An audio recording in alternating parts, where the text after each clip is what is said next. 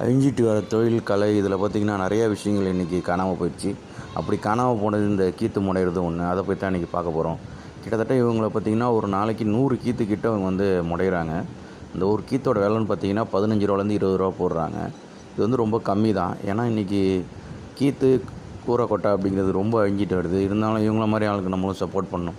இந்த கீற்று எப்படி தயாரிக்கிறது அப்படின்னு நீங்கள் நினச்சிங்கன்னா இது வந்து ஒரு நாளில் செய்யக்கூடிய விஷயம் கிடையாது. ஏன்னா தென்னை மரத்தில் உள்ள மட்டையை எடுத்துகிட்டு வந்து கிட்டத்தட்ட ஒரு 5 நாள்லேருந்து 6 நாள் வரைக்கும் அதை ஊற வைக்கணும். அப்போ தான் ஊற வச்ச பிறகு லைட்டாக காஞ்சி இந்த அளவுக்கான ஒரு இது வந்த பிறகு தான் இதை வந்து கீத்தையே முடைய முடியும். இல்லைனா கீத்தையும் முடைய முடியாது. அதுக்குள்ளே கரெக்டான டைமிங்கில் இந்த கீத்தை முடஞ்சி திருப்பி நம்ம கூரையாக ஏற்றணும். அப்படி இல்லைனா கீத்தெலாம் கொட்டிடும். அந்த அளவுக்கு ஒரு கஷ்டமான இந்த தொழிலை வந்து இவங்க பண்ணிகிட்ருக்காங்க. நீங்களும் உங்களால் முடிஞ்ச அளவுக்கு இவங்களுக்கு சப்போர்ட் பண்ணுங்கள்.